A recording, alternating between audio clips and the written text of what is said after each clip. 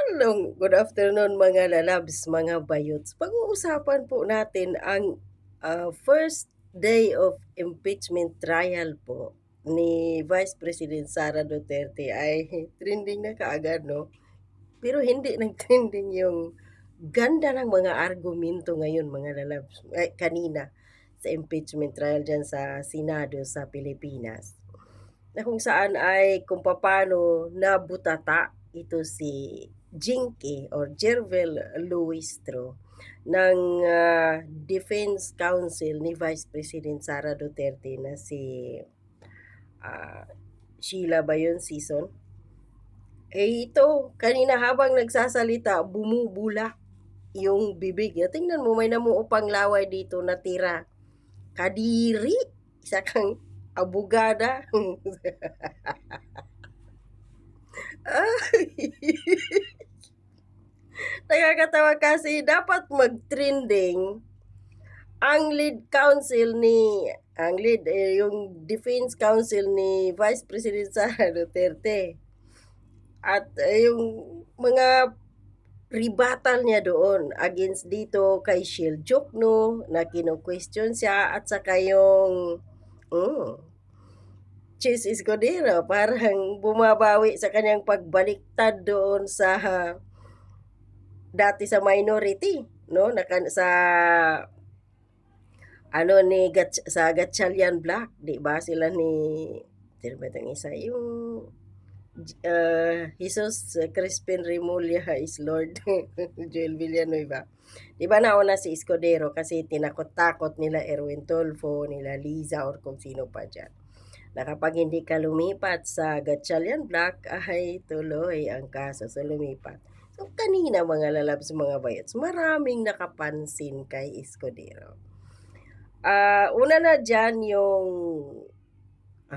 yung box, no, sa BIR ni VP Sara na ino inutos niya na ibalik doon sa BIR. Hindi daw yun bubuksan.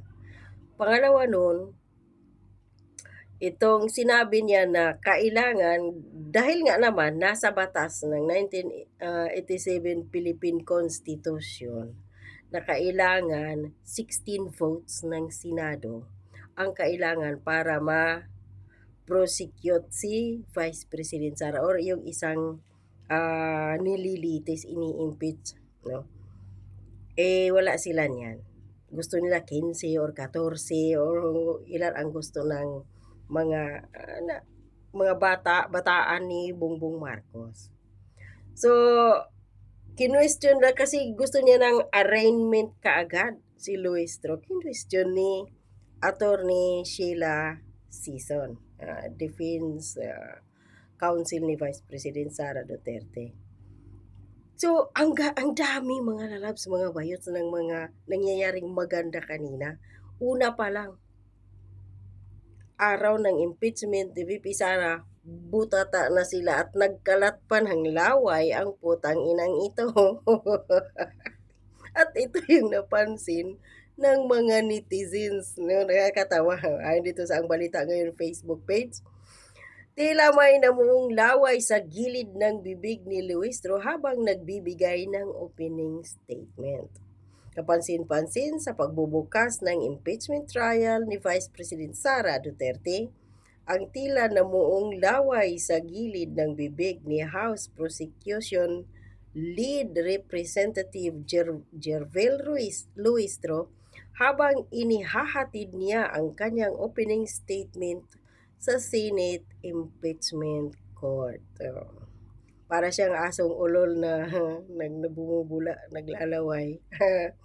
May ano diyan, may tanong si Guanzon ba yun? Mamaya yun May question niya doon kung ano ba yung nasa gilid ni Kadiri. Ay, ito ba yung mga tauhan mo, Bongbong? Sa bagay, si Bongbong Niwe, bangag, singhot dito, labas yung mga white powdery substance. Ay, ito pa kayang, sumunod din yung kanyang mga tauhan, mga bataan. Nagkalat laway. Sa kanyang talumpati, inilahad ni Luistro ang pambungad na argumento ng House Prosecution Panel sa nagsisimula ng paglilitis laban sa Vice Presidente. Naging bahagi ng diskusyon sa social media ang nasabing detalye sa video ng pagdinig habang nakatuon ang impeachment court sa opening statements ng magkabilang panig. Trending Puro tawa. First day pa lang may bumubula na ang bibig ayon dito sa comments. Yes. Wala na. Ngayon pa lang wala na. Lumabas na ang epekto ng rabies nila. Iyo, kalerki. Tingnan, sabay abot ng tissue ni Joke, no? Ay, that's good sign of a high sugar level in the body as a result of receiving malita cake and malita juice. Yun, bumubula-bula na sila. Simula pa lang comedy show na, yes. Ayun dito, ito sa mga nagko-komento. Sabi na maraming nakakapansin, buti may nagbigay ng tissue, bumula na Mahirap na. Kasi alam nila magti-trending talaga to. Nakakatawa na talaga ang resulta ngayong araw na to ng impeachment ni VP Sara. So, ito malinaw. Ang sinabi ni Escudero, 16 vote kailangan para ma-convict si Vice President Sara Duterte ayon sa nakakatawang impeachment dyan sa Senado. Bakit? Si Gatchalian ang Senate President. Pero naghalal sila ng panibagong uupo bilang presiding officer. Yun ay si Chis Escudero dahil nga si Gatchalian hindi naman yan abogado. Oto-oto lang din naman yan ni Soto. Kasi di ba nung nag-elect sila na lumipat na si Joel Villanueva sa kanila, so nagiging majority sila, 13. So ngayon, nag-elect sila ng bagong Senate President, yun ay si Sherwin Gatchalian.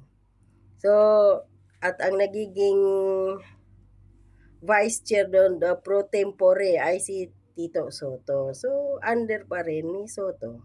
Ni Tota Soto. Tutang-tuta pa rin niya si Gatchalian. O, anong iuutos niya kay Gatchalian, gagawin yon. Tapos, ito si Escudero ngayon.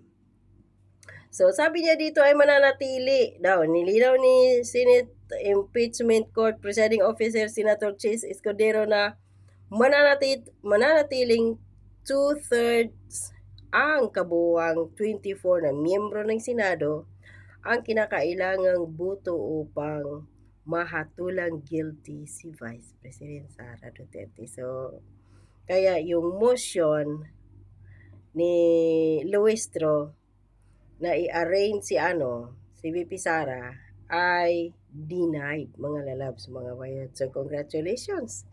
Sa unang araw ng impeachment, team ni VP Sara, panalo.